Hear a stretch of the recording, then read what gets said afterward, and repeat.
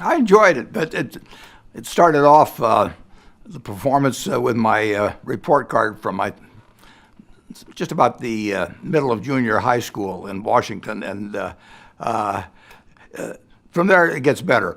We started at the low point, or Peter did, and he changes it a little every time I watch. And one time out in Los Angeles, I performed with him. I had my ukulele with me, and for some reason he hasn't asked me back to do that. But I look forward to attending any of his performances.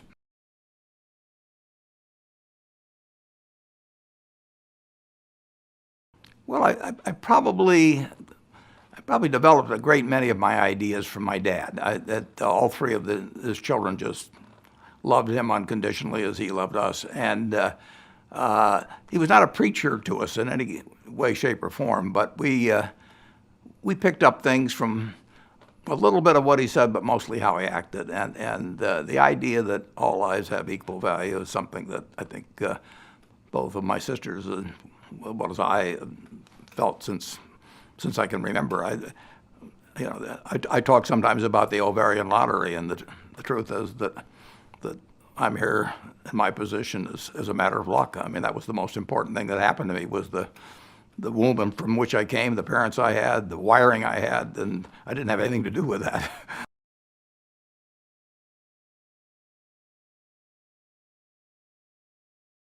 My dad talked at the dinner table about that famous lynching that took place. It was around 1920, plus or minus a couple of years, and my dad went down and saw a mob out of control. There was a very famous editorial written in the Omaha World Herald subsequently, may have won a Pulitzer, I'm not sure, about mob rule, and my dad would talk to all of us at the dinner table about what happens when mob thinking takes over. It obviously applied in that lynching, but it applied plenty of other places too. I didn't really have memories of segregation in Omaha, but when we moved to Washington, I went to Alice Deal Junior High School, and just a few blocks, maybe less than that, no, away, there was a school for black children, and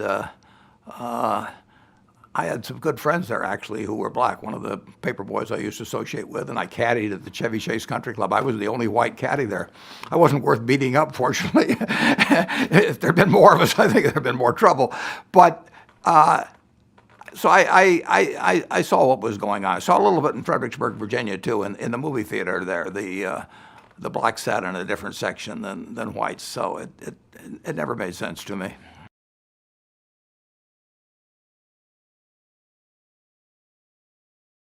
Well, I helped a bit when that was in the '60s, when there was fair housing legislation in Lincoln. My wife was more active than I was, though. She constantly worked. There was a group she worked with where there was a Jew and a black, and she was the WASP, and they went around and made presentations at various clubs and that sort of thing. And so she was more active than I was, but I was 100% with her mentally. I was just working a little more on my own investments. There was an incident at the end of the 1960s where I was going to join what had been an all-Jewish country club, and that created quite a ruckus there for a couple of months, and then after it took place, then everything straightened out. The club that I'd belonged to that had turned down a Jewish friend of mine, which made me quite irritated, and was the cause for me to join the Jewish club. What existed in whatever it was, 1969, a few years later, just changed dramatically in that respect. But I remember when Bob Gibson, who was the terrific baseball player, and they have something in Omaha called the Exarban Ball, which was a very, very big deal in the past. Still is a big deal, but it was a much bigger deal then. And 8 or 10,000 people would gather at the Exarban Auditorium for something of a civic nature and social nature, and there wasn't a black face there. And then finally they invited Bob's one or two of his daughters to participate, and that was a big event. That was a big change in the mid '70s. There's a lot of progress that's still needed, but I've seen progress take place in my lifetime, probably more with females than with blacks. I've seen anti-Semitism drop dramatically in Omaha. Now, maybe people just don't talk to me about it when they feel that way now. But I was a member of the Rotary Club in the 1960s, and finally they put me on some secret membership committee, and I learned what some of the people on that committee thought about how they made selections. And it was amazing to me that in Omaha, Nebraska in the 1960s that people would say, well, we've got enough Jews or something like that.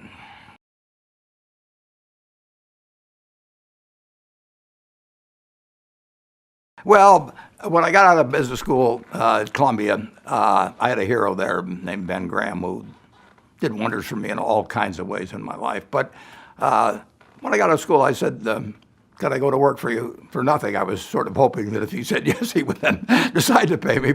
And he told me that his little firm, which only employed about 6 or 7 people, that there was so much prejudice then in Wall Street. And Wall Street was divided then between Jewish firms and Gentile firms. I mean, there were a couple like Kuhnlo maybe that were known as Jewish firms, and there would be others that were known totally as Gentile firms. And Ben said that because that prejudice existed and he'd experienced it, that he felt that to the extent that they had any employment to offer with 6 or 7 people, that they had hired up to that point only Jews. So I came out to Omaha and sold stocks and said, but I kept pestering them for a while, and a few years later they hired me. I was the first Gentile hired.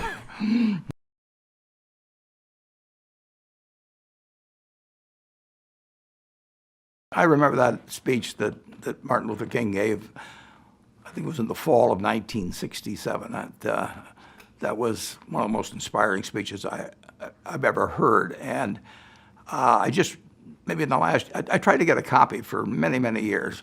And finally, about a year or two ago, a fellow who now runs Morehouse found a copy and sent it to me. And when I read it today, I think it's even better than when I heard it. I mean, it's a remarkable speech. No, I knew about King. I mean, but it was different knowing about King and listening to King. It took me right out of my seat. My wife was with me, and we both had the same experience. And of course, 6 months later, he was dead. It was interesting. In that speech, he talked about truth forever on the scaffold, wrong forever on the throne, but that scaffold sways the future. Well, he was going to be dead in 6 months, but that scaffold did sway the future.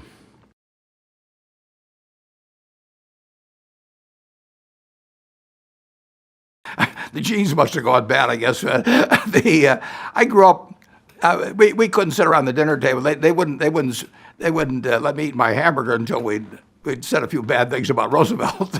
So it was a very Republican household. Of course, my dad got elected as Republican. I campaigned for him. My sisters campaigned for him. So I even ran for as a delegate to the Republican National Convention in 1960 for reasons that were sort of unrelated to the normal political reasons. I waited until after my dad died before I changed my registration. I didn't see any reason to do it, but I changed my ideas, and not in one fell swoop, but I changed my ideas in the years preceding 1964 when he died. I was president of the Young Republicans Club at the University of Pennsylvania and was going to ride an elephant down Woodland Avenue when Dewey won, but there went my moment of fame when the Illinois returns came in. Civil rights changed my views. I just felt that the Democratic, on balance, neither party cared very much about it there for a while, but I felt that the Democratic Party was more likely to do something about it. It just struck me as fundamentally wrong that almost 200 years after this country was born, that in 1776, Thomas Jefferson wrote all men are created equal, and then when they wrote the Constitution, they all of a sudden decided that, no, it was just 3/5 of a person if you were black. I mean, that struck me as kind of crazy. And of course, in Article 2, Section 1, they use male pronouns in terms of describing the presidency. They don't do it with the House of Representatives or the Senate or the judiciary, but they sort of slipped up, and their true feelings came out in that article, which it's really remarkable that it's hims and he's and all of that sort of thing. 13 years after the the Declaration of Independence said otherwise.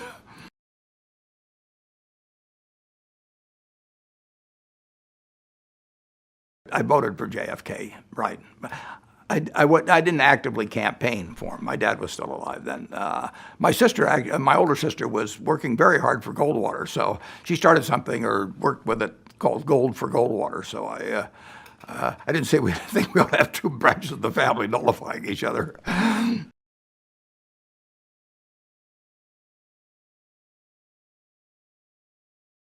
Well, there's an interesting story on President Nixon, in that in 1940, my dad first got elected in 1942, and then in 1946, the Republicans won control of the House of Representatives for the first time since 1930. And one night, Joe Martin, who was to become Speaker of the House for the Republicans, came over to our house and told my dad that because of the Republican majority, there was an open seat on the House Un-American Activities Committee, and he offered it to my dad. And my dad said, no, thanks, he wasn't interested in that seat. So then Joe Martin went to a newly elected congressman named Richard Nixon and offered it to him, and that's the way history develops. I've always been fascinated by politics, and politicians fascinate me. So Nixon was a very interesting character. He was a very smart man, and but he self-destructed. One of the interesting, probably the book I'd really like to read is Why Smart People Do Dumb Things. I've seen it all my life. I've seen it in finance, I've seen it in politics, I've seen it in marriages, all kinds of things. Why smart people do dumb things, because Nixon destroyed himself. I was able to purchase Washington. I owe Nixon a great thank you, because I was able to buy Washington Post stock very cheap because Nixon had encouraged Bebe Rebozo, I believe, to challenge two licenses for TV stations that the Washington Post had in Florida, Jacksonville and Miami. And Washington Post stock took a quick nosedive from about $37 a share down to $16. And even if those two stations had been taken away, the stock was worth many multiples of the price it got to, and they weren't going to take it away anyway. So President Nixon did me a huge favor financially when he got Bebe to challenge those licenses.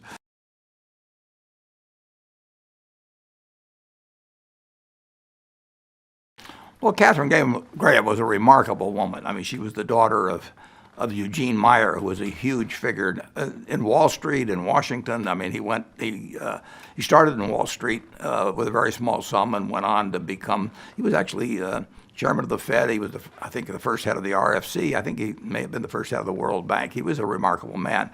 And he had 5 children, but Katharine Graham ended up being the heir to the Washington Post. Eugene Meyer had bought it in the early 30s, and it lost money year after year after year until it finally merged with the Times Herald around 1960. But Katharine Graham, she'd been intimidated about her business ability and a lot of other abilities, both by her mother and by her husband. And she had this idea that men were going to be better at business or anything related to it than women. But she also had an inner strength so when her husband died and she had the responsibility for either taking over the paper or just sitting back and collecting dividends from it, she gritted her teeth and stopped her knees from at least knocking so people could hear them, and said she was going to take on the job of running the Washington Post company. And she backed Ben Bradley, the editor of the Post, in the Watergate scandal at a time when politicians were opposing her, other news organizations were not picking up on it. The Washington Post was out there all by itself. It changed the world, that piece of journalism. She'd earlier done the same thing, actually, with the Pentagon Papers a couple of years earlier, in 1971, when Daniel Ellsberg came to the Post with the papers, and the New York Times, I think, had them first, but they were stopped from publishing to some extent. And Katharine Graham Kay said to Ben Bradley, run the presses.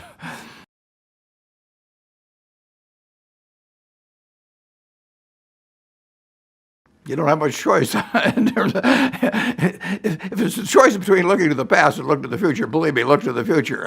I've really never been much for beating myself up over mistakes or anything of the sort. There's nothing you can do about it. The only thing you can change is the future. And I'm in a business where I'm going to make plenty of mistakes, and that just comes with the territory. And you move forward. Although when Kay Graham died, I was really hit. That was a terrible time.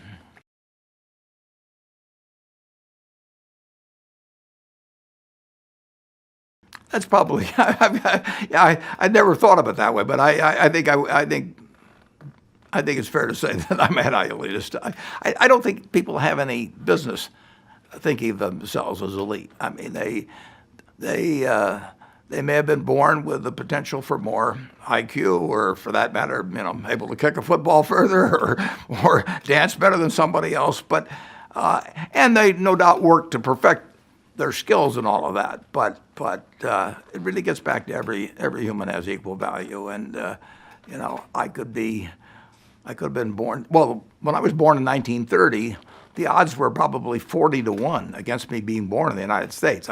I did win the ovarian lottery on that first day, and on top of that, I was male. And if I'd been female, my life would have been far, far different. So put that down as another 50-50 shot, and now the odds are 80-1 against being born a male in the United States. And it was enormously important in my whole life, the fact that I was born in 1930 as a male in the United States. So to think that makes me superior to anyone else as a human being is just, to me, I can't follow that line of reasoning.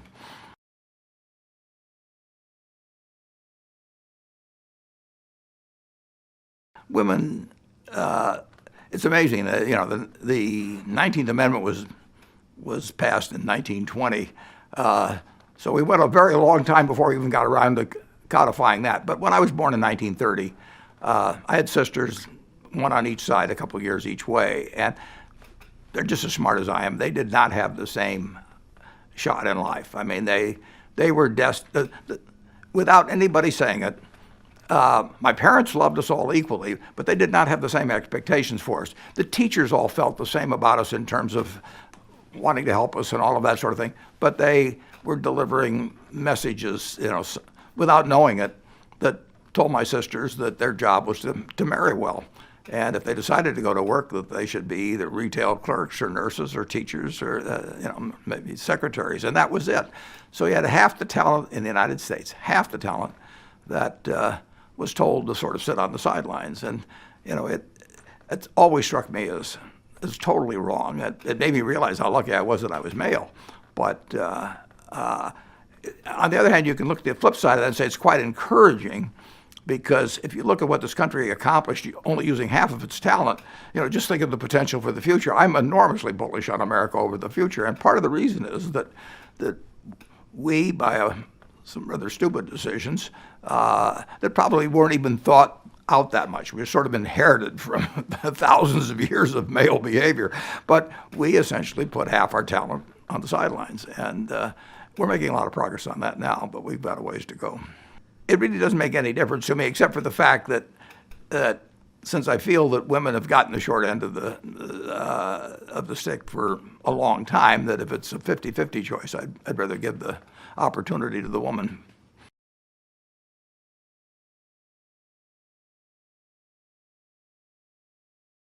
I think that I'm lucky enough in life, I know I'm lucky enough in life, to be able to associate pretty much with whom I want to in business or socially or wherever. And I think it's sort of crazy. I think the ideal thing is to focus with people that are better than you are, because you will move in the direction of the people you associate with. And I advise students all of the time, marry up, marry somebody better. It can't be done mathematically if everybody tries to do it, but your behavior will move in the direction of the people you associate with. And so why not associate with the best? I mean, I've had a number of heroes in life, and associating with them has done wonders for me. I wouldn't not have been the same person I would not have had the same fun in life if I'd been indiscriminate in terms of who I associate with over time.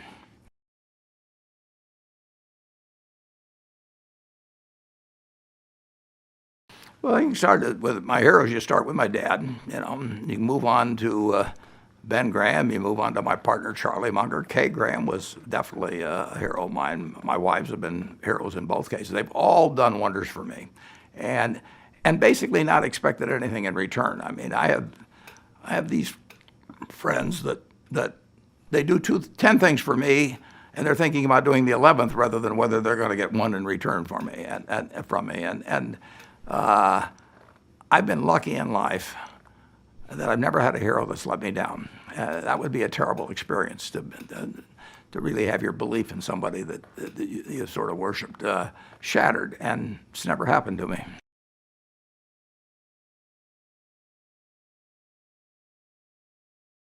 Well, loyalty and my partner Charlie Munger in business, for example, we don't keep score, you know, as to who's done the most work or anything of the sort. And in a marriage, that's important. I mean, I had a fellow named Lorimer Davidson at Geico who spent 4 hours with me in a January day in 1951. He changed my life.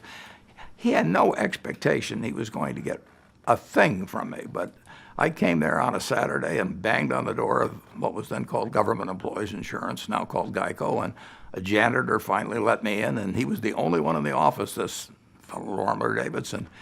And he spent 4 hours with me giving me an education that literally did change my life. And you're very, very fortunate in life when you run into people like that. Ben Graham, I mean, he never asked anything of me. I mean, he just basically gave. I mean, he taught for 25 years or so at Columbia, and he was creating future competitors. I mean, I'm sure he didn't, if he took any money for it, he gave it right back to the school. But he basically was, as somebody said, he was planting trees that other people would sit under. And I've had a number of them like that. And it's been wonderful.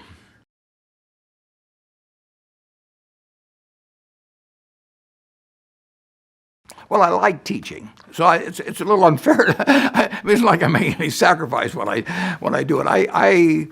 I'm still at 84. I've got 40 schools that will come out this school year from all over, including outside the country. I have one school from Brazil that comes, and another one came from China. And a week or so ago, you know, I had Harvard, but at the same time I had Western Ontario, and so I enjoy it. And at the start of every year, I kind of feel I'm not sure whether I want to do this again. As soon as I start talking to the students, I get energized because it's so much fun. Just looking at a bunch of people who got their futures ahead of them, they're forming ideas, they're forming behavior patterns, and they're eager to learn, and they come 1,000 miles or 1,500 miles to talk, and I probably get more out of it than they do. I let them ask any question they want to ask. I tell them, you throw them at my head. It'll be much more fun for me than if you deliver up softballs. So we can talk about investments or business, but we can talk about philanthropy, or we can talk about marriage, or we can talk about career.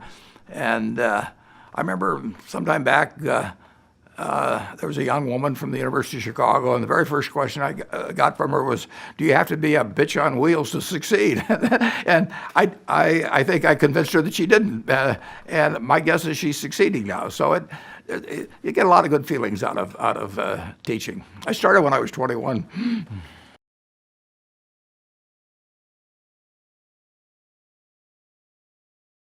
Well, I really want to talk to students, and if I talk to a bunch of 50 or 60-year-olds, what they want two things. They want predictions and to be entertained. They're not going to change their behavior patterns at all. It's too late for them.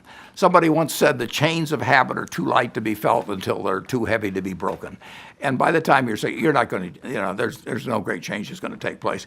But with the students, it actually makes a difference. And I get letters from them that telling me how it makes a difference. It makes a difference maybe in who they marry or how they go into marriage in terms of the discussions that they have with their proposed spouses, all kinds of things about what they'll do in careers or whatever it may be. Who knows what comes out of it? But I do know, because I hear from them, I do know that it changes their lives in some way.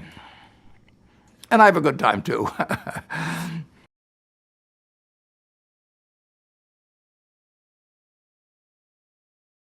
Well, the toughest thing I have to do is if I have to fire a manager. And we have no retirement age at Berkshire. So it isn't like at 65 I can say, you're just terrific, but we've got this rule. So when I tell somebody it's time for them to leave, they know I'm making a decision about them. And these people are my friends. And I do it myself in most cases, not all cases, but most cases. Certainly if they're friends of mine, I do it. And most of them are. I do it myself. And I would give a lot of money not to have to do that sort of thing, but that is my job. And capitalism at times can be very tough, and the market system can. It's a wonderful system, and it produces way more goods and services that people want than any other system will. But with given individuals, given industries, given companies, it can be brutal. And it's up to me to have the right person running a business. And sometimes that right person runs out of gas for one reason or another. Sometimes, I've had cases of Alzheimer's and other debilitating situations, and I get on a plane and fly, and one way or another tell them that their time is up, and they usually get, toward the end they're consoling me usually, because I feel so terrible about it, but it's not pleasant. But you have to make other tough decisions. There's no question about it. It's painful, and it'll always be painful. And on the other hand, I have to do it. And somebody will have to come and tell me, but I'll understand what they're going through. I tell my kids, tell me when I'm going gaga, but all three of you better come in, because if it's just one of you, you're out of the will.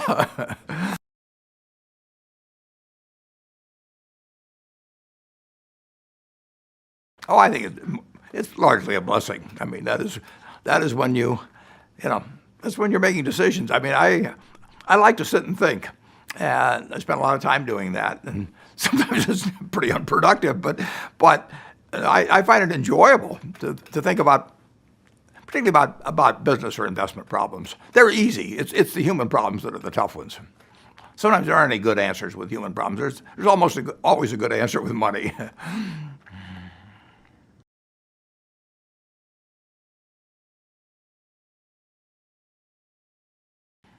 Well, I think I think for most people, it's a pretty good to remember. I think it was Bertrand Russell's words, although I tried to look it up one time and I couldn't find them. But he said that success is getting what you want, and happiness is wanting what you get. And I would say the best measure of success for many people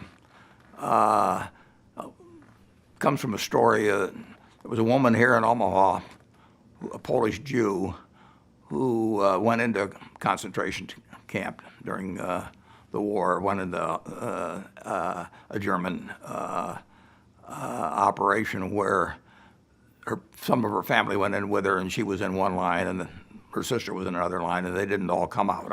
She went through terrible times. And when she was maybe 80, so I probably would have been 70, she said to me one day, she said, Warren, she said, I'm very slow to make friends, because when I look at somebody, I say to myself, would they hide me? And I would say that if you get to be 65 or 70 or 80, and you've got a lot of people that would hide you, you're a success. And it's really another way of saying a lot of people who really love you. And I would say that if you get to be that age, and people are holding testimonial dinners for you, if you write them a check or naming business schools after, whatever it may be, and nobody will hide you, I think you're a failure. And I know plenty of very wealthy people that their own kids wouldn't hide them. So I think if you're looking for one measure of success, just say to yourself, how many people would hide me? And there's a lot of people that have never accumulated a lot of money or anything, but there's all kinds of people that would do anything for them. And I feel that way about some people, and have felt that way. And your success then.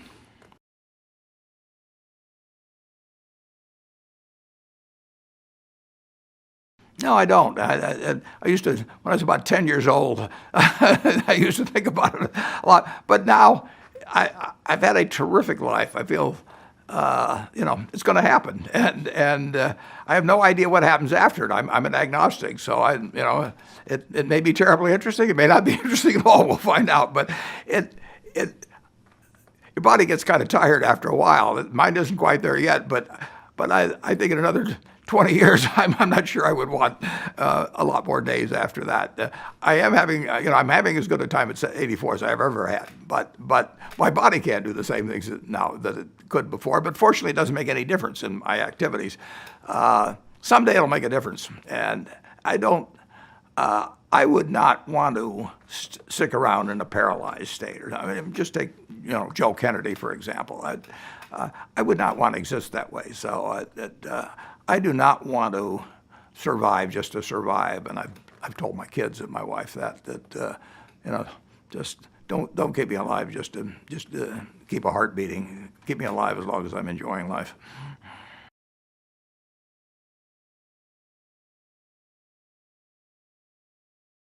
Well, physically, I'm pretty well depreciated. I'm getting down to salvage value, but it doesn't really make any difference. I mean, I don't need hand-eye coordination. I don't need balance particularly or strength and so I'm not as strong as I was 5 years ago. I can't hit. I've gone out to do it, but I probably hit a golf ball, at best half the distance I could have hit it 10 years ago. But it really doesn't make any difference at all. It doesn't interfere with my work. It doesn't interfere with my happiness. It doesn't interfere with my thinking. It doesn't interfere with my friends. So I literally can say at 84, I may not be able to say it, a few more years, but I can say at 84 that the fact that my body isn't the same as it was earlier, it wasn't that great to start with. You're not looking at some guy that was a candidate for the Heisman or anything in the past. So I don't feel any diminution in my enjoyment of life or enthusiasm for life at all to this point. In fact, in a sense, the game that I'm in gets more interesting all the time. It's tough. The one part about growing old that's particularly tough is you lose more of your friends. I mean, that is tough. I just lost one last week, and Keogh, who was a wonderful friend. But aside from that, and that's important, but aside from that, I wake up every morning as excited about the day that's coming as I ever have in my life.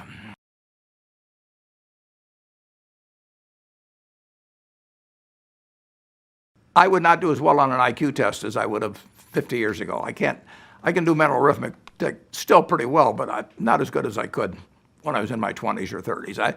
I read faster when I was younger. My memory is still pretty good for business facts and that sort of thing. But if I'd read a book when I was 25, I'd remember it better than if I read a book now. On the other hand, I've learned more about people over the years. So I'm better actually at things that involve people judgments than I would have been when I was in my 20s. But in terms of learning a new game, I wouldn't learn it as fast now. It used to be a game called Simon that you press various buttons and things out. Well, I was pretty good at that 40 years ago. If I took that up now and spent the same amount of time practicing on it, I wouldn't be nearly as good.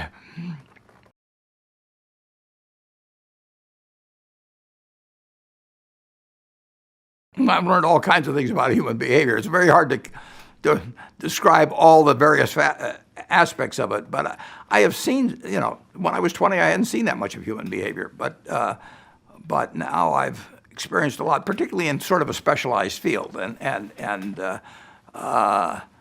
so I think I'm quite a bit better in terms of particularly with the extremes of human behavior. If you give me 100 people, I can't pick out the best one to run a business. Take out 100 graduates of a good business school or something. I can't pick out the best one, but if I hear from people who are selling a business or I associate with in some other way, I think I'm reasonably good at picking the ones that are predicting how they'll behave after they sell us the business or how they'll behave in other situations in the future. You still make mistakes.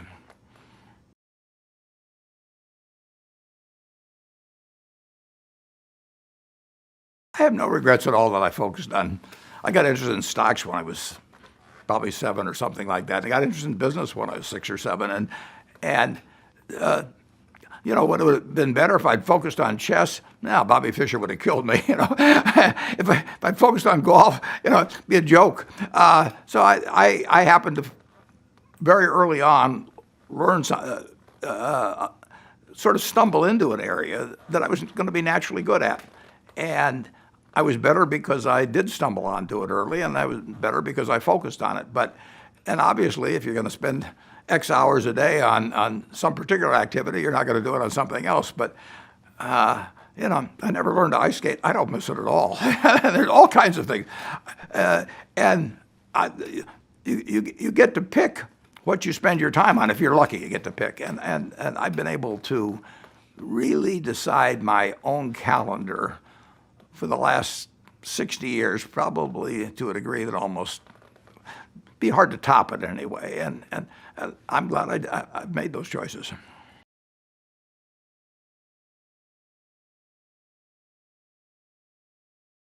I get every day, and I've been doing this for decades, I get to work at what I love with people I love.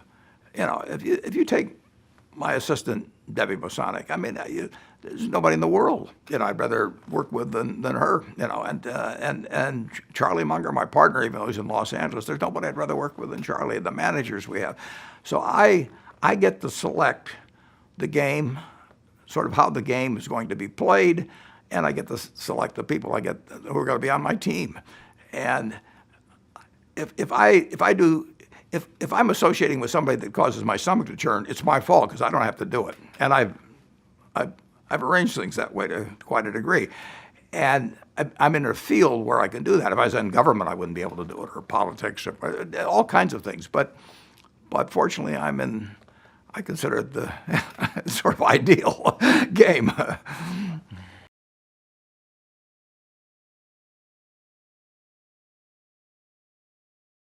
Well, I like things quiet. I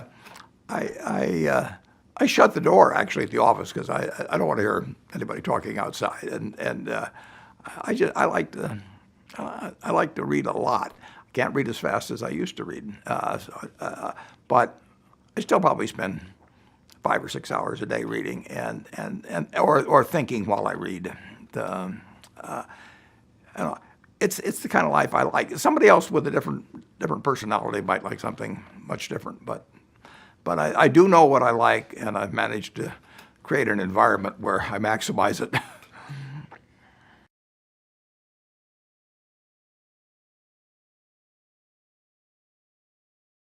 Well, over the years, you develop a lot of filters, so you don't waste a lot of time on things. I always worry about sounding rude when people call me about a business, because usually in a minute or two I can tell whether it's going to make it through all the filters as to something I'm interested in. And I don't like to tell them that because they feel that if I just listen to them for an hour that I'll understand why they like it so well or something of the sort. So there are various shortcuts that you get, but I probably don't retain, I'm retaining a particular set of or collection of information, but other people are doing it in different ways. When I was a kid, I could have told you who was the starting lineup for 16 major league teams, but there were only 8 teams in each league, and they didn't trade their players around or anything. I can't tell you anybody now, but there are all kinds of people that can. They're just collecting different information than I'm collecting, and there are people that are carrying around absolutely as much information in their head as I am, but I happen to have it pretty well concentrated in a few areas, and I do know what I call my circle of competence. So I stay within that circle, and I don't worry about things that are outside that circle that other people may be able to capitalize or evaluate. It doesn't bother me that other people have skills that I don't have.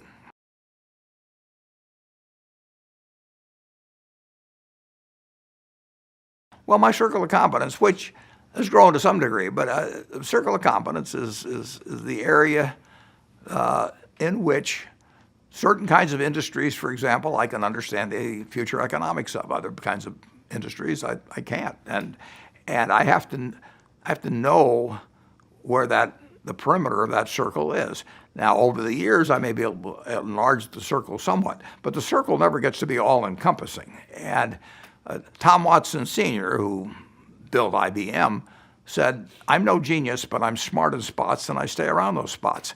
Well, he was talking about a circle of competence, and I see my partner Charlie says, it's wonderful to have a IQ of 180 as long as you don't think it's 200. And I have seen all kinds of very, very smart people self-destruct one way or another in business, or particularly in the stock market, and they stray outside of their circle of competence just because they know they're very, very smart, but that doesn't mean they know everything. And defining what your game is, where you're going to have an edge, is enormously important. And I think both my partner Charlie and I have gotten reasonably good at that over the years.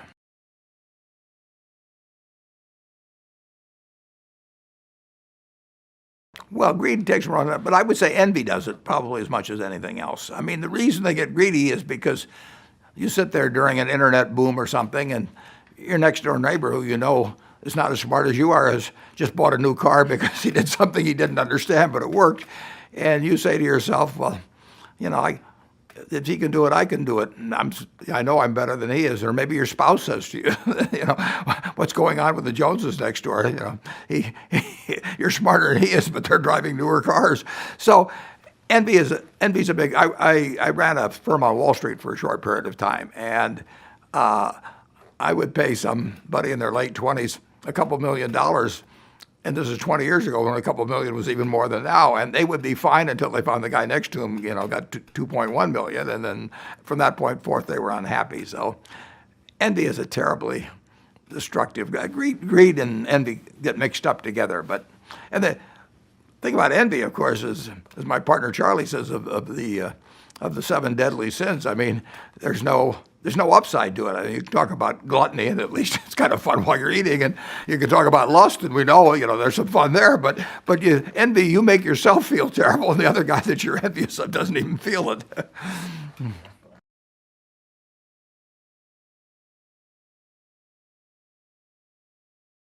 Well, it's a game. I mean, it's a competitive game. It's a big game, and I enjoyed the game a lot. The money has utility up to a point, but that point was reached probably when I was in my early 30s.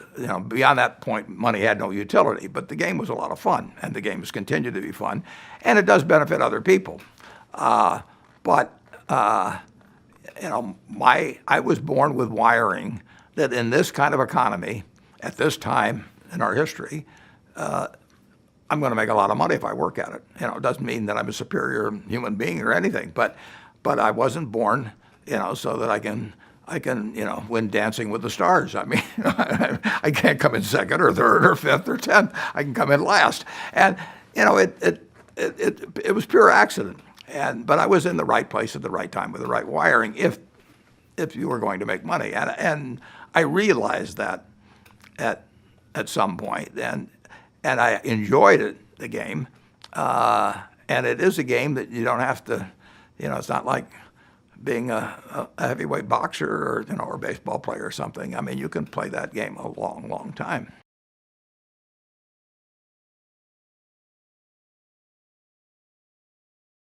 I was smart, but I wasn't that smart. I was good at what I ended up doing, but I got a nickel a week allowance, and a nickel a week wasn't enough to satisfy my wants. So I went into business very early, and I wasn't going to make more than a nickel a week unless I started selling Coca-Cola door to door. I sold gum door to door, or sold Saturday Evening Post, Liberty Magazine, Ladies Home Journal, you name it, and I enjoyed it.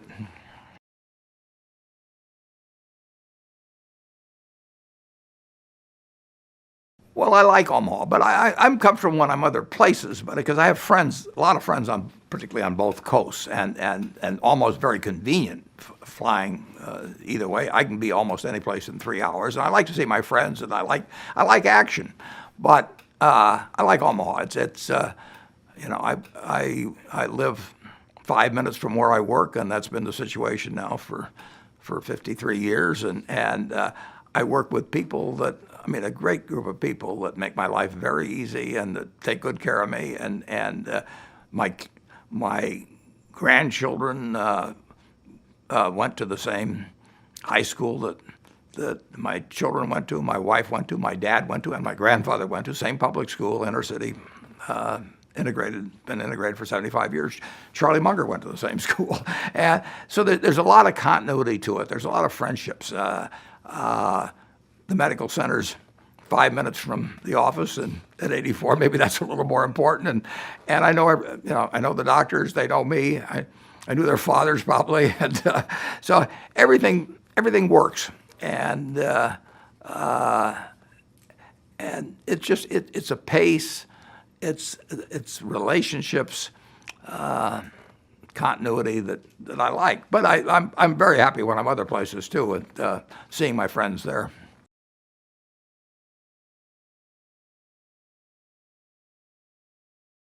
Well, a typical day, I don't have any special time I get to the office, but normally I get up a little before 7. I happen to get up at 4:30 this morning, so sometimes I wake up early and I do a lot of reading then too. But I'll get up, but I'll read the papers at home almost always. So I may get to the office. This morning I happened to get here at 6:30 because I got up very early and I read all the papers and still got here early. But it doesn't really make any difference because I can think about the same things at the office. Or I have very few appointments.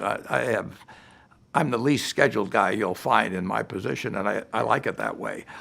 But I get here to the office and I've read some of the papers. I read more papers. I read mail. I don't do email myself, but it comes from my assistant, and that keeps it down. And I sit and read all day. We don't have any committees at Berkshire. We don't have a committee. We don't have a PowerPoint. We don't have any of that sort of thing. We don't have a public relations department. We don't have investor relations. We don't have a general counsel. We don't have a human relations department. We've got 300 and some thousand employees around the world, and we're probably third or so in market value, maybe fourth in the world. But we just don't go for anything that people do just as a matter of form. And I've got an office I like, and that goes on. And some days I go home at 5. Sometimes I go home 5:30 or 6. And I come down on Saturdays usually, but I come down mid-morning maybe, and usually go to lunch with somebody in the office, and there'll be 4 or 5 people in. And if there's a football game, I may watch it on TV at the office, and I'll watch a lot of football games or whatever it may be, sports events, maybe in the afternoon while at the same time thumbing through other things. And it's exactly the life I like.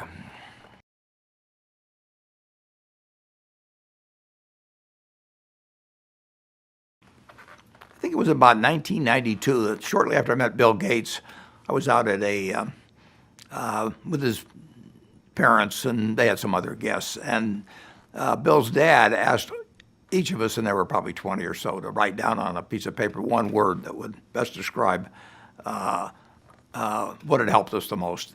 And Bill and I, without any collaboration at all, each wrote the word focus. And I would say my partner Charlie Munger is an extreme example of focus. But that's why Tiger Woods hit 10,000 putts too, or Roger Federer's. But spending 3 or 4 hours a day hitting a golf ball, or some pianist has been spending 5 hours a day practicing. I mean, focus is just bearing down on something that in my case, and I think probably the case of most people that are reasonably good at what they do, that they enjoy. I mean, you wouldn't be able to do it if it was work. So it's a natural. It is not. I say to myself, I'm going to focus on this or do anything of the sort. It's just a natural behavior, and it's been that way ever since I was a kid. But kids focus. I mean, the best kid at baseball in 8th grade is taking a lot of swings out there, or he's. I think Bill Bradley told me he used to shoot baskets 5 or 6 hours a day because he figured some other guy was doing it 4 hours a day. But he enjoyed it too, and it's the same way with me. I can't tell you the color of the walls in my bedroom or my living room, or the color of the carpet in my living room. One time, when I worked at home, I worked in this little sewing room sort of off the bedroom, and at one point my wife put in this wallpaper with this bright red and had dollar bills on it or something. She found it someplace. And a couple of years later, I said to her, I said, that new wallpaper is terrific. And she said, it's been there a couple of years. I just don't, I don't see things like that. I'm not colorblind or anything, but it's just not something that grabs me. And on the other hand, I'll remember a number sometimes a long, long time. My partner Charlie Munger would be the same way. I mean, and Bill Gates would be the same way. I've got a lot of friends that they get so darned interested in what they're working on. They don't see other things.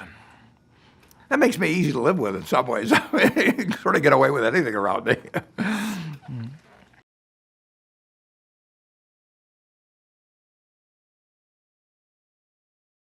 Well, it's very difficult to say. I grew up in a middle-class family, basically.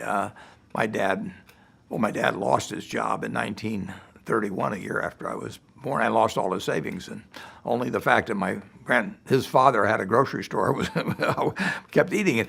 Nevertheless, my father went on to have another child a year or two later. I mean, he was an optimist.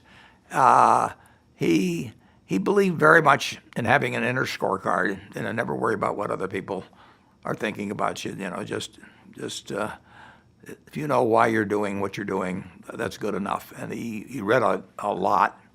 He was an introvert to some degree. He liked people, but he also liked just sitting and reading, liked talking with the kids. And so he was a sensational teacher over the years. But we were learning how he saw life, and it made a lot of sense to us. So we started seeing life the same way. And he always emphasized that it's your inner scorecard that counts. Don't worry about what the rest of the world thinks. He was probably a little bit better than that than any of his kids were, but it sunk in. My mother was very smart and cared a lot about her children, but she'd had a very, very tough childhood. Her mother ended up in a mental institution, and one of her sisters joined it. The other sister committed suicide. Her brother, who was a superstar, died at about age 30. So that she'd had a tough life, so she was very dutiful about taking care of the kids. But you didn't get the same feeling of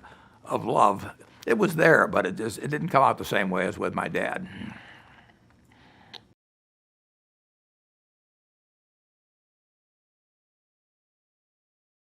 She would have, I think she would have what would be known as migraines now. I don't think they even called them migraines in those days, but she would experience terrific headaches, and you didn't want to be around her when she was having the headaches. And she would lash out more. She would never do it in public, and she worshipped my dad. So he was a calming force if he was around. But of course he wasn't around during the day when you were a little kid. So you didn't want to be around when my mother had a migraine, but you probably, I could be sympathetic to that.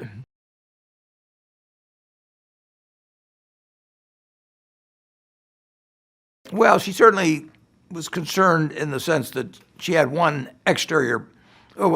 She had one personality when other people were around, and sometimes she had a different personality when they weren't around. I mean, she did not show that other personality when the other people were around. But I'm not sure how much. I don't know what kind of pain she was actually in, so it's hard to evaluate precisely.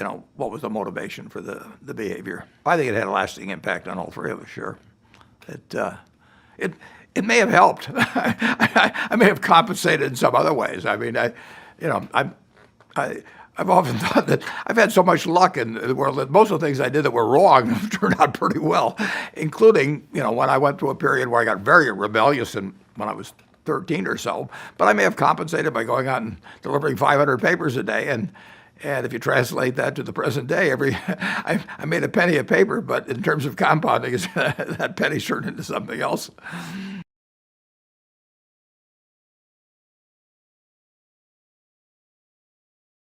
Well, I never saw him do anything that you couldn't put on the front page of the paper, no,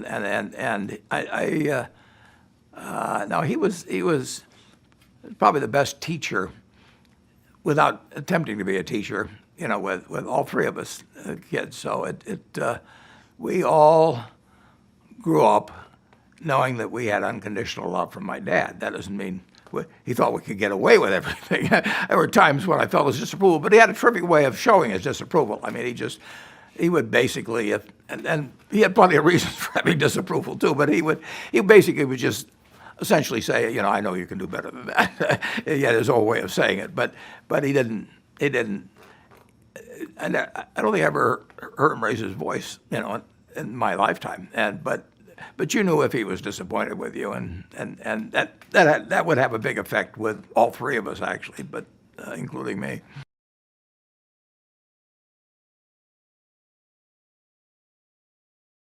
I wanted to please my dad more than I wanted to please my mother. Yeah, sure. I mean, I think we all did. And we knew, incidentally, we didn't have to do a lot to do that. We just had to do our best. He never attempted in any way to steer me into any kind of activity.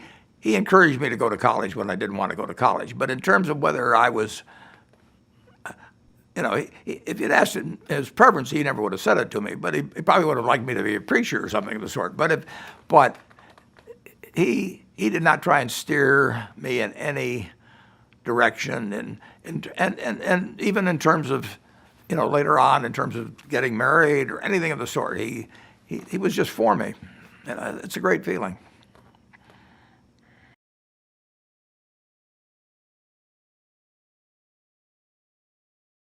Well, because I was born in 1930. I was conceived during the crash, so I actually owe my existence because my dad was a stock salesman, and by November of 1929, when I was conceived, there was no sense calling on people to try and sell them stocks. So I think he was probably just staying home, and there wasn't any television in those days. So here I am. So I probably owe my existence to the stock market crash. But my dad had a heart attack very young, around that period. I don't know the exact time, but he basically felt if you did your best, things would work out. And the bank where he was working closed, I think it was the day before his birthday, in August 12th, 1931. And he had what little savings he had in the bank. He owed $55 a month on a mortgage on the house we had. And, but he, you know, I don't know this, but I just know from his behavior subsequently and everything I've heard, he wasn't discouraged. I mean, and like I say, he went on to have a third child, and he worked right through the Depression. Started his own company because he had no place to go. He couldn't get a job anyplace, so he started his own company, originally called Buffett, Slenica and Company. I think Slenica put up a little money because my dad didn't have any. And that company continued. I eventually went to work with it. It was always a small company. He never made lots of money. We never belonged to a country club. We never had a second car, any of that sort of thing. But we lived fine. And about 1936, we moved into a nicer house, and it was a middle class sort of living, and that's the way he wanted to live.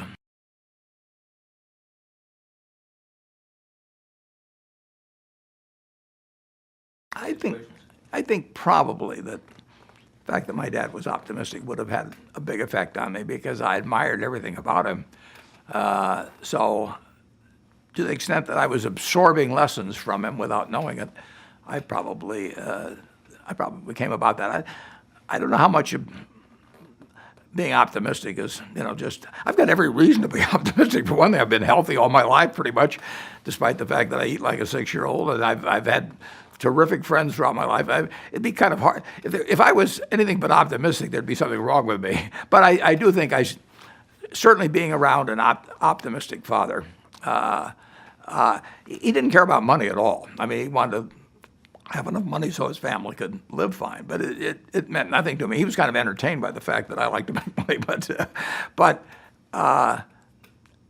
his optimism reflected itself in the fact that he believed that, you know, that all three of his kids would do terrifically, although, like I say, the expectations for girls then were entirely different than for boys. But I had no doubt that he thought that I was going to be a huge success.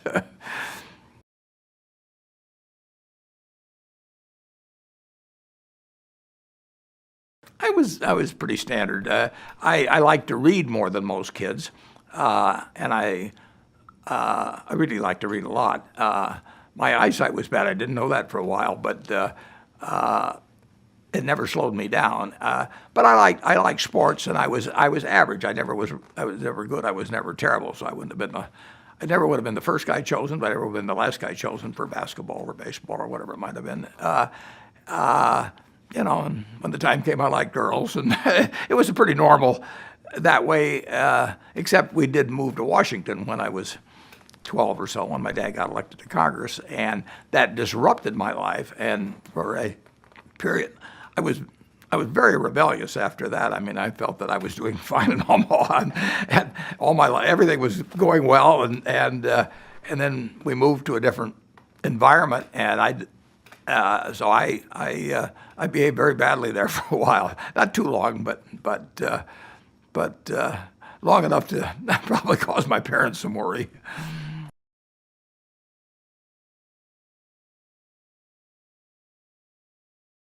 Well, at school, I just lost interest. I mean, I took pleasure in tormenting my teachers. I mean, at that time, for example, AT&T was the stock that all teachers owned for their retirement, paid $9 a year dividend. It was the ultimate safe stock. So the teachers all owned it. So my teachers found me a big pain in the neck, but they did think I knew a lot about stocks. In fact, and so I shorted 10 shares of AT&T and then brought the confirmation to school and showed these teachers that I was shorting the stock they were counting on for their retirement. I was a real pain in the neck for a while. And there was a period, actually, there was one short period where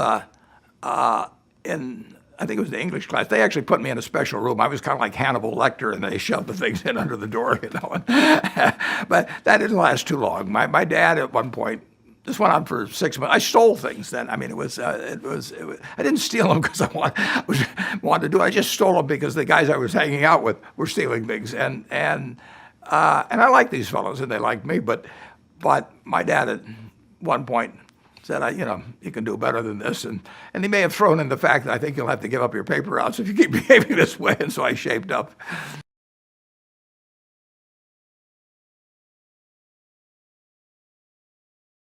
I ran away, yeah. When I was at the low point, sort of, I decided I would run away. But I was kind of a coward about it. So I talked two other guys, John McCrae and Roger Bell, into running away with me. And so we went out. We got on Wisconsin Avenue out near Western Avenue, and we started hitchhiking. First guy that picked us up, we got in the car, three of us, hitchhiking, and we asked him where he was going. He said, "I'm going to hell. Do you want to come along?" And at that point, the whole adventure was sort of tapering out. But so I got out of there as fast as I could. But we got to Hershey, Pennsylvania. One of the guys had some thoughts about the fact that Hershey was sort of nirvana, and we could go to the Hershey plant. They give us free Hershey bars, and they had an amusement park there. And then we got picked up by the highway patrol in Pennsylvania, and that scared the hell out of us. They took us down to the highway patrol headquarters, and we could hear this teletype in the background. We were lying to these highway patrolmen about how the fact we had our parents' permission and everything, and we were afraid that teletype was sending out an all points alert, pick these guys up. So we got out of Hershey as fast as we could, and finally we got back to Washington. Roger Bell's father was a congressman too, and Roger Bell's mother actually was in the hospital. He cashed in his what were then called war bonds to have the money to finance his part of things, and she was, and he I think he wanted to go to Stanton Military Academy, and I think he ended up winning that. I walked in the door, and the first thing my mother said to me was, "How come you came back so soon?" Which was a little deflating. So that was the last time I ran away.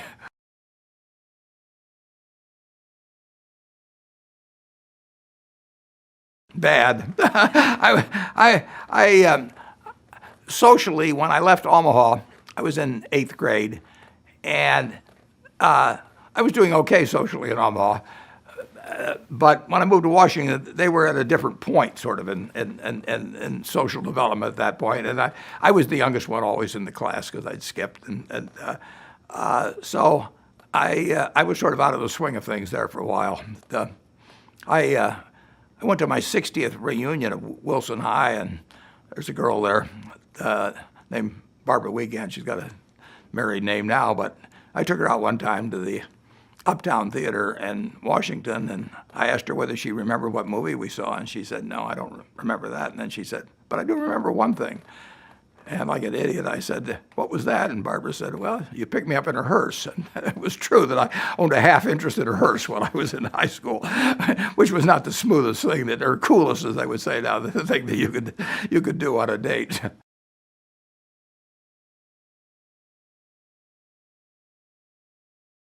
Yeah, well, when I was very young, I was probably only 10 or so at that time, but this was before I moved to Washington. I did work at my grandfather's grocery store. And there was a fellow named Eddie that was the oldest driver. We had 7 orange trucks at the grocery store. It was a credit and delivery store. And so I would be his helper. And people would phone in their orders, and then I would load the truck in reverse order of how we were going to deliver it. And Eddie would tell me how to load the truck. So I went out with him the first day. I loaded the truck, like he said, and we started out, and our first stop was in Benson.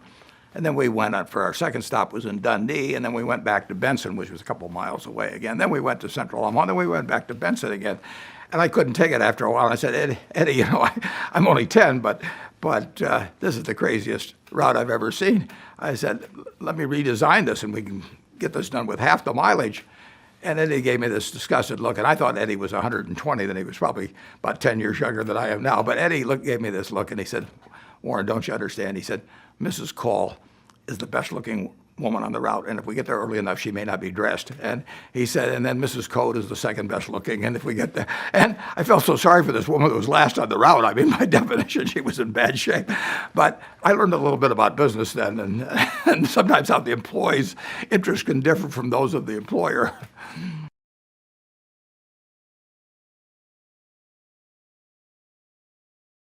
I've always been competitive, but sometimes it doesn't pay to be competitive if you're in the wrong game. I was in one boxing match when I was about 10 or something like that, and after the first round, I don't think I could lift the gloves. But fortunately, the other guy was in the same position, so it didn't make much difference.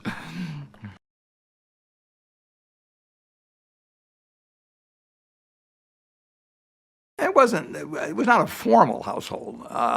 And a good bit of the time it was a happy household, and some of the times it wasn't, but most of the time it was. And there was a lot of entertaining in the home in those days. I mean, nobody had much money, so there were bridge clubs, for example. And I always did very well with older people. I mean, I liked my dad's friends, and then I used to walk over to a church for choir practice. I was in a kids' choir when I was 10 or 11, and on the way back, I'd always stop at about 10 houses and talk to various housewives that I knew through my mother or my dad, and there was a lot of sociability, and we had a ping pong table in the basement, and all of my dad's friends that would come over, they'd all take me on in ping pong. I was reasonably good at that, and there was a lot of that sort of thing. So there was a lot of sociability that way that didn't cost any money, basically. And we had a good time. There was a lot of singing.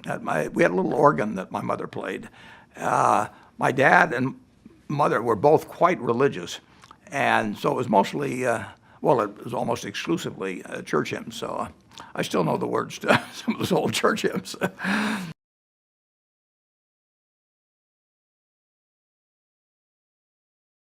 It didn't have much effect on me. I was in the kids choir at Dundee Presbyterian Church, and my wife and I taught a Sunday school right there, class right after we got married for a while, and then I think one of the people in one of the other classes heard too much laughter coming out of our class. We were having a very good time, and so I think they decided that they could use a new faculty at that point.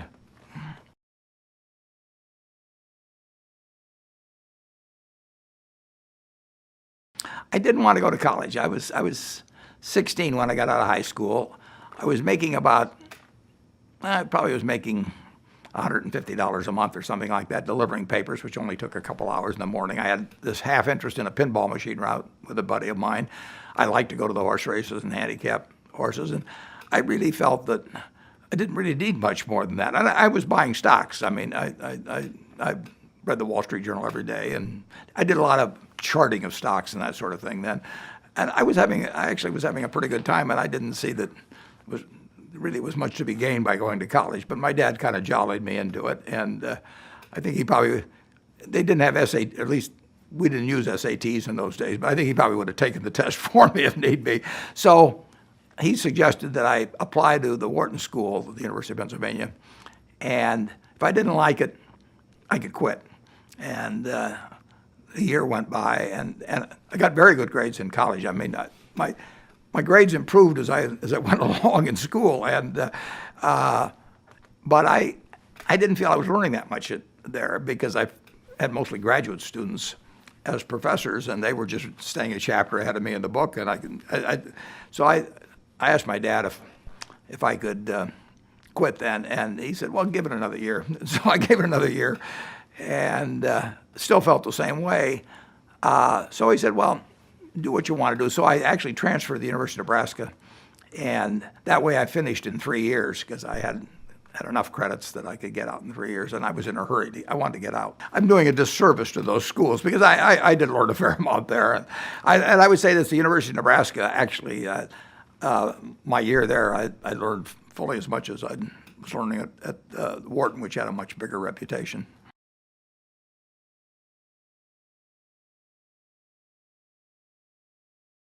One day, I was reading the Daily Nebraskan, which was the college newspaper, and it said in room 300 or something at 3 o'clock, they're going to award the scholarship of $500 to go to a graduate school of your choice. So I showed up there, and I was the only guy that showed up, and these professors wanted to keep waiting for other people to show up. I said, "Wait a second," it said 3 o'clock. So I got the scholarship unopposed, and I applied to the Harvard Business School. My dad was suggesting that to him, and anything my dad wanted me to do, in the end, I usually went along with. I mean, and he never pushed me hard, but if I knew he wanted me to do something, I was very inclined to go along. So I applied, and then I went to. They told me to go to Chicago to get interviewed by this fellow that ran a country day school near Chicago. So I got on Burlington train and rode for 10 hours to Chicago, and then I got another little interurban train, rode up to this day school, and the guy interviewed me for about 10 minutes, and he basically said, find something else. So I reversed the process, spent 10 or 12 hours getting back, thinking, what am I going to tell my dad? And it all worked out, because they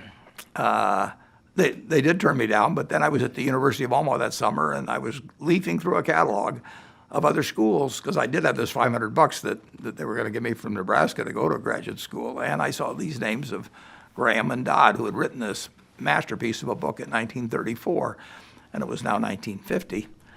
And I had no idea that they were teaching or anything. And I saw that Dave Dodd was the associate dean, I think it was, at Columbia.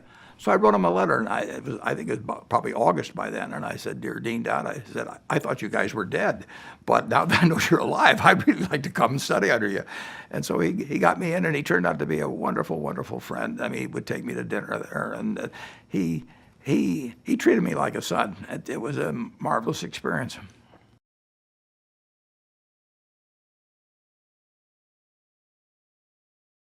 Well, when I was at Columbia, I had been terrified of public speaking all of the time prior. Well, I don't know when it started. It must have started, maybe I had some terrible experience. I can't remember, in grade school. But I was terrified. I couldn't do it. I'd throw up. And so I avoided classes where I would be expected to do that.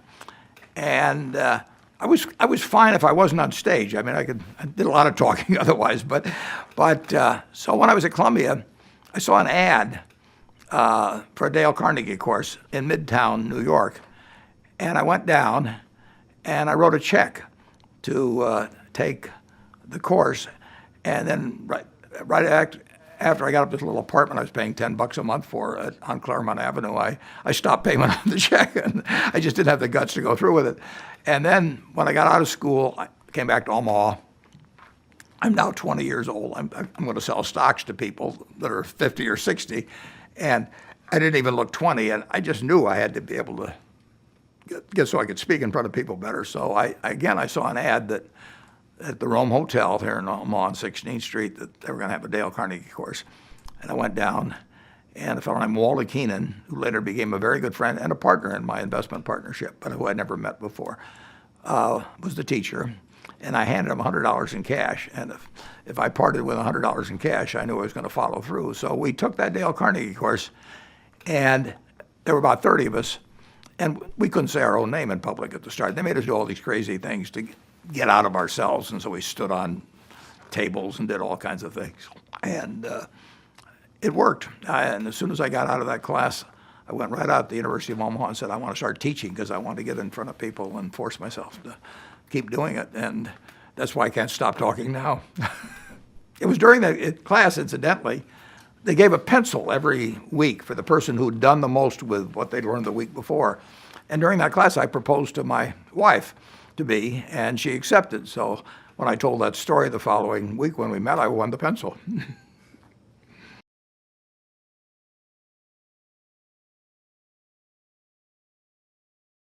Well, she was 19 when we got married, and I was 21, and but she was so much more mature than I was. There's no comparison, and she really put me back together. I was very good at a lot of things. I mean, in terms of business, for my age, but on the other hand, I was kind of a lopsided character. I'm still lopsided in some ways, but now I'm lopsided in ways I like. And I was in those days I was lopsided in some ways I didn't like. So she really put me together. She was there with a little watering can, pouring it on me, and it she's responsible for well, I would have accomplished nothing without her. Yeah, I mean she was incredibly empathetic, and everybody. She was non-judgmental. So it wasn't that she didn't have standards, but she just was non-judgmental about people, and she felt every person, again, was the moral equivalent of every other person. She was interested in every person individually. We once went to a football game in Seattle. University of Washington was playing Nebraska, and at halftime, I went down to get a hot dog and a Coke, and she went with me, and there was a line of about 4 people there, and I got in line, and 5 minutes later, I had my Coke and my hot dog in hand, and I went back, and she was waiting a few feet away, and there was a woman standing next to her, and this woman was, at that point, was saying, now, I've never told this to anybody else in my life. This is a woman, that woman was not there when I went to get the hot dog. People just, they opened up to her. She had more people probably that considered her their best friend than anybody I've ever known.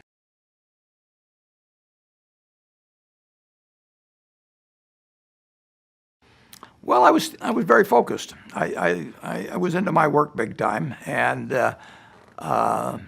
so she did most of the work by far of bringing up the children, which was probably a good thing. They have more of her qualities than mine, which I would recommend.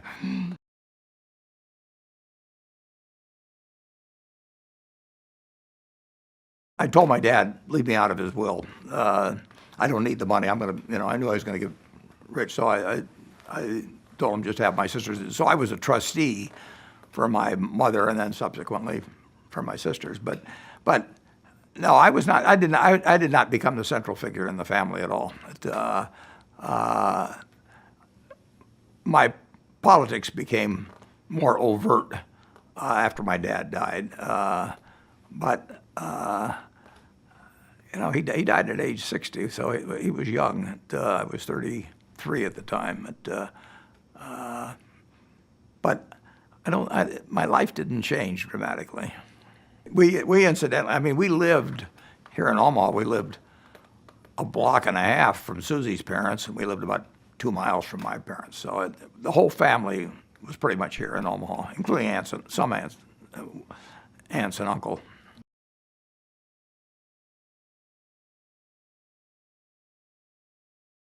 I was not much of a disciplinarian. I tried.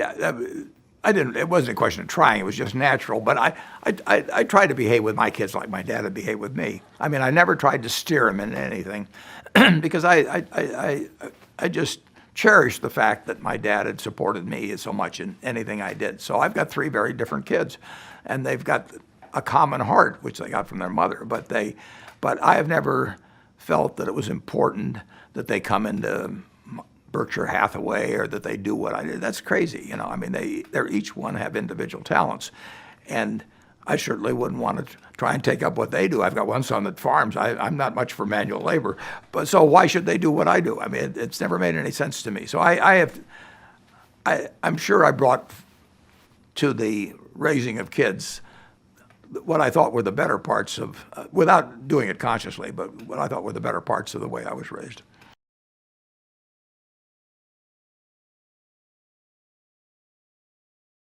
It worked well, but I don't think it'll work for lots of other people necessarily. But it worked very well. I mean, we loved each other, and we both we not only loved each other, we admired each other, and we were totally in sync with what the other was doing, but we were two different individuals.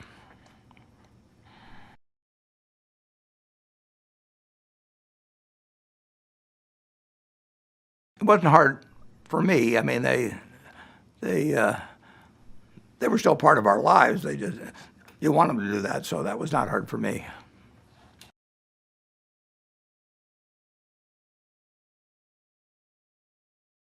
It goes back to that. Was it Oscar Hammerstein? That a bell's not a bell till you ring it. A song's not a song till you sing it. Love in the heart isn't put there to stay. Love isn't love till you give it away.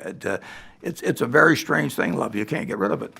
If you try to give it out, you get more back. If you try to hang on to it, you lose it. And it's something like. There may be other things like that, but I can't think what they are. Understanding about human behavior and all of that, if you're observant at all, and you've had a long lifetime and you had all kinds of experiences, you learn a lot about human behavior.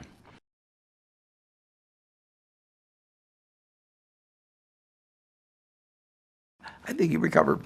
How do you recover from how did I recover from my dad's death or anybody else, or just a good friend that died, a very good friend a week ago.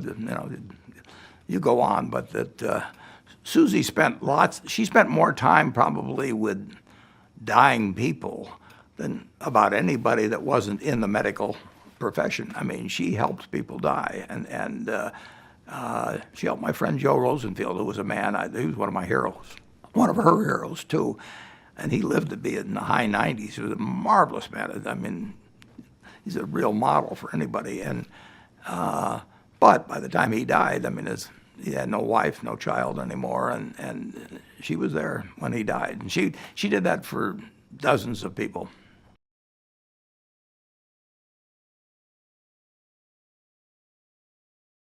Well, Ostrid had lived with me for a long time, and Susie put me together. Ostrid kept me together, and she'd been doing it ever since. And she takes care of me like nobody else could take care of me. And not just physically, I don't mean that. I mean just in all ways.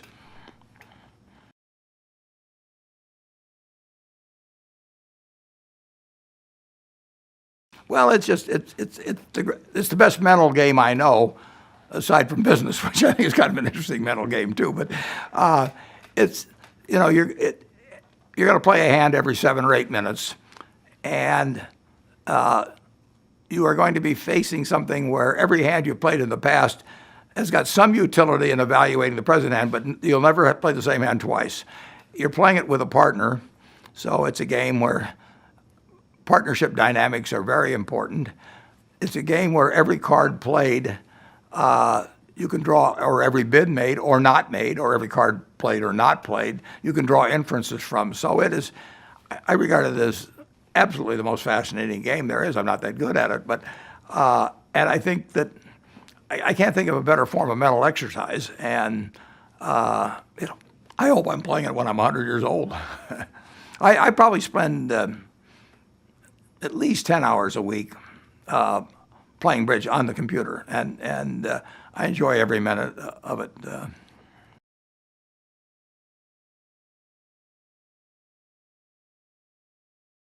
I'm not frugal in the sense I buy anything I want. I buy, and if I thought I would enjoy a $200 dinner better than a hamburger, I get it. I'd buy it, but on Sunday, I frequently take out my children, grandchildren, and great grandchildren. I've got 9 great-grandchildren, and 7 of them live in this area. And we go to Dairy Queen. Now, we don't go to Dairy Queen because Berkshire owns it. We don't go to Dairy Queen because you don't run up a big bill. We go to Dairy Queen because I'd rather eat their food than anybody else's. And the rest of them do too. So I have never, maybe go back to when I was 15 or something, but basically I've never denied myself anything I wanted. And the plane is very useful to me. And it enables me to do things that I wouldn't be able to do otherwise. And it's a lot more comfortable, and so it doesn't make any difference what it costs, because money has no meaning to me anymore. So if something costs me $1 million and I'm going to really get something out of it, I'll do it. But there's I can't think of what, money certainly doesn't buy love. It'll buy sex, buy recognition. You can get your name on a building if you want to write a big enough check, but there's no way it can buy love. It can buy testimonial speeches, but so most things, there are very few things that require money. A plane requires money, so but I could have multiple houses, but my life would be worse rather than better. I have all kinds of friends that have multiple houses, and basically they become like a hotel manager, and they have to plan what people want. I don't want to do all that.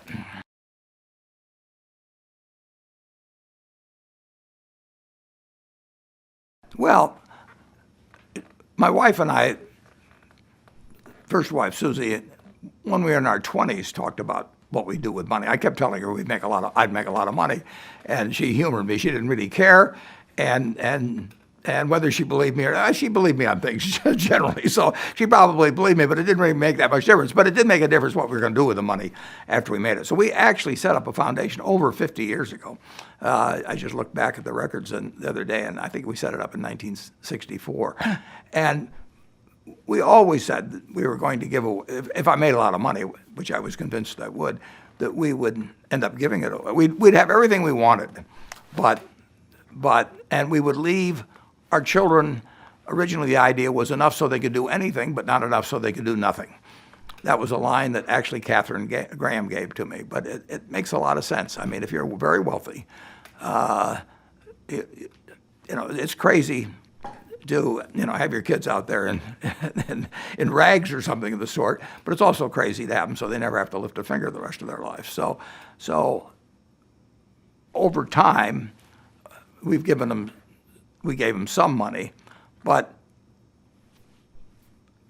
in my entire lifetime, everything that I've spent, my wife spent, and my kids have spent that came from me will be quite a bit less than 1% of everything I make. The other 99% plus will go to others because it has no utility to me, and my kids have all they need. They each run a foundation which I fund, and they do a terrific job doing it, and they each in their own way they do it, and they work hard at it, and they live pretty much normal lives. I mean, they're not driving around. I gave them probably, I don't know how many years ago, 5 or 10 years ago, I started giving them a few hours on the plane, but not enough so that they could go crazy on it. But so I've softened up some on that, but I couldn't be more pleased with how the whole subject of money has worked out in our family.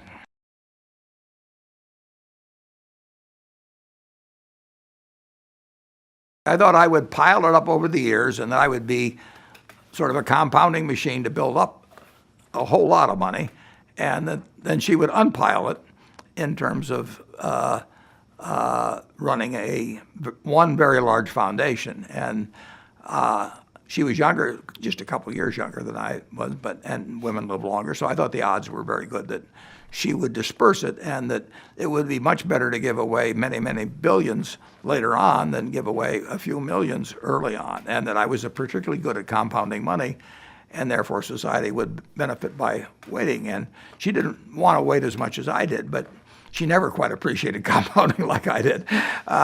So it worked out, and then she died 10 years ago, and so I had to change my plans then. But that was the original plan. And she did run the foundation for a long time, and she gave away significant money.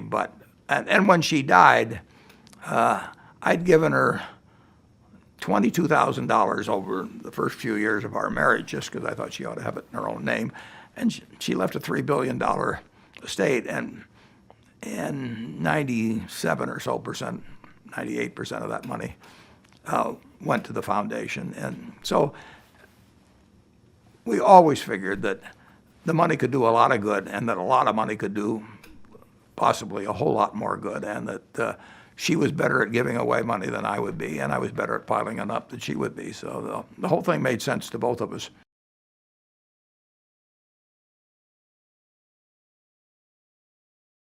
I'm giving it to 5 foundations, and the Gates Foundation is the largest, but the money has gotten to a scale where very few operations could really handle it. But I doubled the amount that I give to each one of the 3 children's foundations. So they're getting, at present prices for Berkshire, they're getting close to 125 or 100, probably closer to 150 million of stock a year, and they got to keep spending it.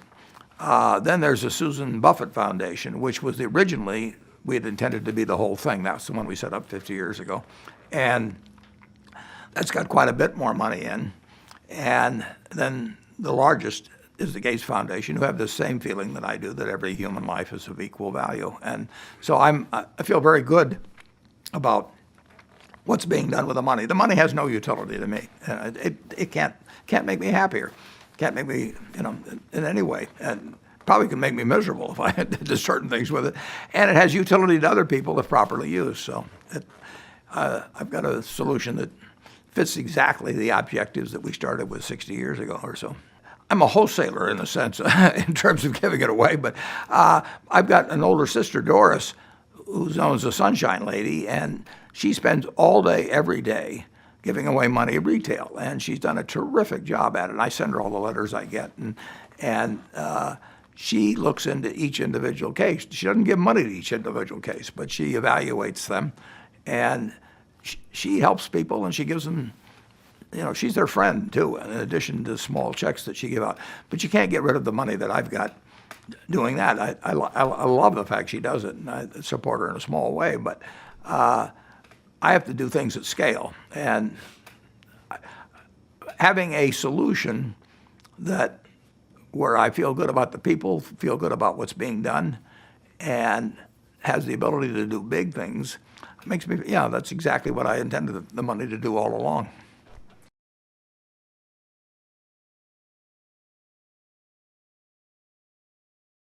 Both, probably, because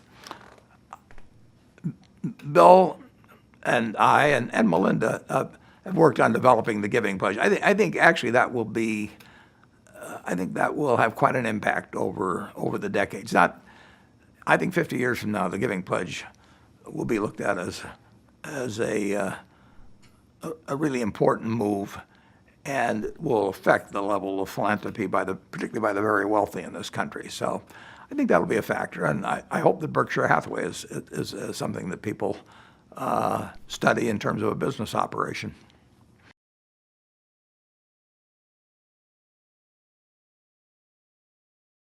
Very wealthy people, they vary, just like very poor people vary in their emotions and motivations and everything. But one problem that they often have, is that they don't have many peers to talk to when you get into the question of their children, for example, or philanthropy or whatever it may be. They may have a lawyer they talk to, but they don't just want to go out and talk to anybody about it. So Bill and I have found in the Giving Pledge that when we open up the conversation, they really like to talk. And the first meeting we had, we asked David Rockefeller if he would host in New York City, and he was very gracious about it and put together a group of, we put together the group. He held the dinner of 15 or 20 people. And I started by asking one couple that were there, and these were all very well-known names. And I said, tell me about how you came about your philosophy of giving. Well, we went around that table, and it was a couple of hours later before people finished talking. They wanted to talk about it, but it wasn't something they were going to talk about in the neighborhood, or anything of the sort.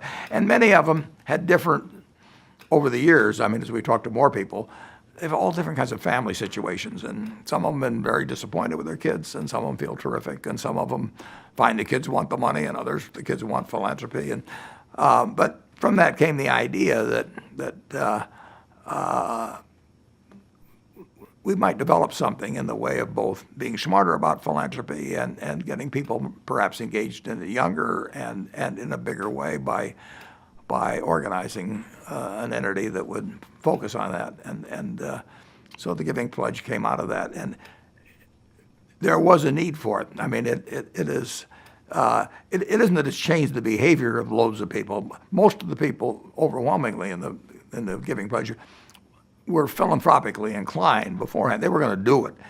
I think some of them are doing it sooner. I think some of them are doing it bigger. And in a few cases, and they've told me, and in fact, I've got letters at the office, they've told me that it really did change how they thought about things. It clarified their own thinking. Had one case where one of the parents was somewhat reluctant to do it, and the kids talked him into doing it, which was remarkable. And I think it's done wonders in a family when that happens.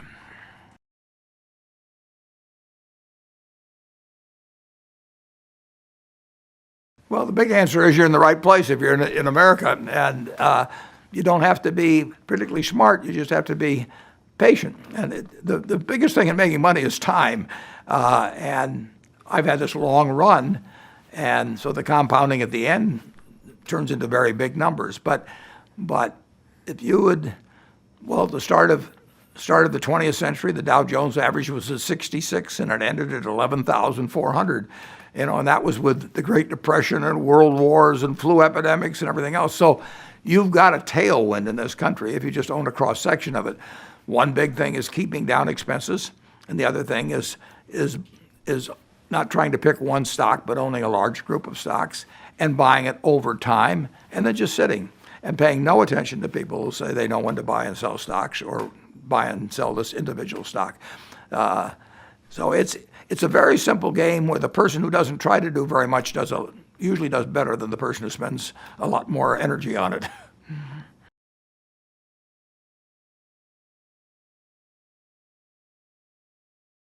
It's been 50 years since May 10th, 1965, that I formally took control of Berkshire Hathaway. It was done through a partnership that I ran, a bunch of people that joined me, and I ran the money. And it started as a textile company doomed to fail. And step by step, and we've created something that is kind of what I dreamt we might create over time, but it took a lot of time to do it. It never seemed like we were making that much progress on any one day. But compound interest works.